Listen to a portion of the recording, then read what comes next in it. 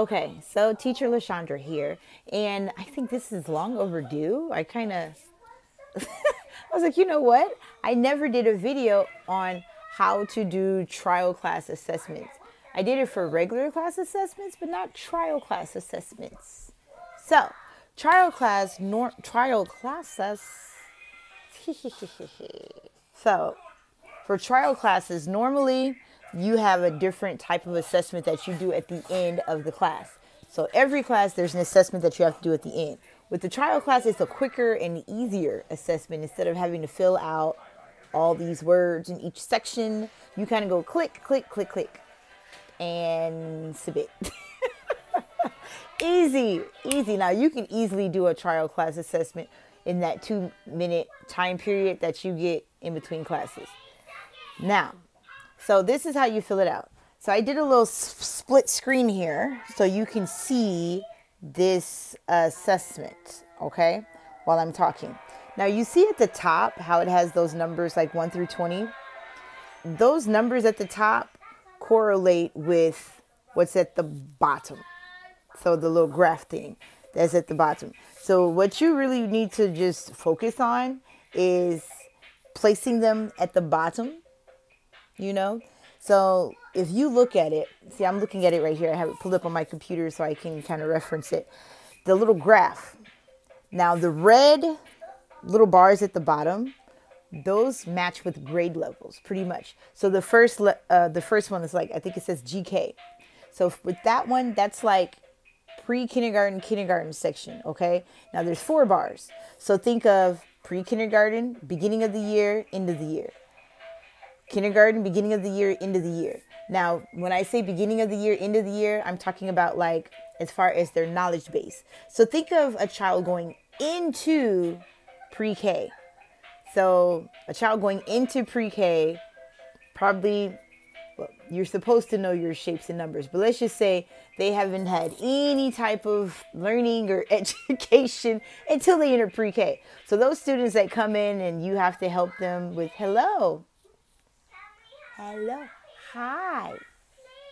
And you're helping them with those simple words, or, you know, my name. If you're helping them with that, they're probably, I recommend you choose that 0 or that 1. 0, 1. You know, if they have to repeat every single word after you because they have 0 knowledge base of the English language, that 0 and that 1, click it. That's where they're at. That's where they're at right there. Now, maybe they know how to say, hello, my name is Lala. They can say that. And then after that, they might know yes and no and maybe simple words. Dog, cat, 1, 2. And then everything else, they're just like. So then you might want to put them in that 2. That where, you know, put them in that number 2 category, that 2, 3 category, depending on how they are throughout the class. Now it says G1, G2, G3, G4, G5, G6. Think of grades 1, 2, 3, 4, 5, 6, all the way up through 6th grade. Think of those grades, okay? Now if you're an elementary teacher, you know, or any type of a educator in the formal school setting, brick and mortar, maybe, probably formal school setting, then you probably are familiar with, most likely you're familiar with the beginning of the year type of assessing and the end of the year assessment. What should they know going into that grade level? What should they know by the end of that grade level? So when you're assessing these students, go by that. Beginning of the year, 1st grade, what should every 1st grader know?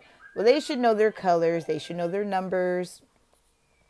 So if they know colors, numbers, and you're just helping them with sentence structures, and they may know some phrases, you know, but you're helping them elaborate a little bit more or teaching them more phrases, you might put them in that 1st grade category somewhere in there.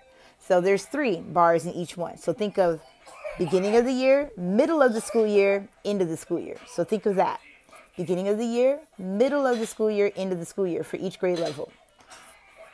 Now, a lot of companies, they favor tutors or teachers or whatever you prefer to give your, whatever title you prefer. I call myself a teacher because I am a certified teacher. But teacher, tutor, you know, that's why a lot of companies do have that preference for teachers, because teachers generally, they understand the grading system or the assessing, you know, how students are assessed. So for those of you that don't really have the formal, okay, you guys, that's screaming. My son is watching some cartoons on YouTube. That was his reward for doing great, because he was very quiet while I was teaching earlier. So he got to play with, he's playing with the iPad and trains. So please be patient. It might sound a little crazy in the background. All right. So for those of you that don't have like that formal classroom experience, just try to think of what your average first grader would know, your second grader, third grader, fourth grader, fifth grader, sixth grader. Now, if they're super advanced and they're just like, yes, then you probably want to go, you know, closer to the fifth, sixth grade level of assessing. Most of my trial classes have been between that GK and G3. GK and, well, G2. The G2 area, maybe, you know, anywhere from that 0 to maybe 10. Maybe a 10. That's how my trial classes have been. So more probable would be that 0 to that 10, that little section where you're scoring the kids. Now, if you're looking at the orange and the green and the blue, they kind of tell you on the sidelines what those different categories are for. So those are just different scoring systems. I don't know how the UK would score, what kind of assessing they would do. The one that I'm giving you advice on is that red section, which is pretty much grade level section. Now the orange and the green, they got like the Pearson grading scale. I'm not really familiar with that assessment structure. But if you are, then now you have some insight on that and how that goes. And they have it broken down with the grade levels too. So that kind of gives you, you know, just a little bit like, oh, okay, so this corresponds with this grade level as far as the measure that they're being assessed. Now that you got that part down, then underneath there, that's when you choose like one of the little phrases. How do you think they did? Good, you know, or did they do like outstanding, exceptional? You just click one of those, and then whatever it says there, that little note drops down into the notation box. I like to personalize mine a little bit, so you can see in the example that mine are a little bit, you know, personalized, like I add to it a little bit, but you don't have to, especially if I have a lot of trials. Then I just kind of just go with what's there. I might type in, you know, one extra sentence, and then I might put my name, Teacher LaShundra, you know, depending. If I thought the trial was just like, and I'm like, you know what? I think that went so well. So I'm gonna put my name in there. Don't forget me, Teacher LaShundra. But if it was just like one of those trials, then I might not put my name. But I mean, you don't have to put your name. It doesn't matter, because they're going to know that they had a class with you. But if you just wanted to tag your name there just for them to see it in the assessment, you could. It really doesn't matter. It's not a requirement to put your name. But sometimes I sign off on the assessments with my names. Most times I don't. So yeah, in a nutshell, that's how you do the trial class assessments. So hopefully this has helped you with those trial class assessments, kind of understanding what is it that you're actually clicking and why. Sometimes, let me put this one out there, sometimes, which is not often, you would get a student that had already tested. They took a computer-generated test, and it's already scored for you. And then they just ask, based off of how they did in the trial class, what would you say? You can either agree with the score that's already there, or maybe do lower or higher, depending on how they did in the trial class. So that's up to you.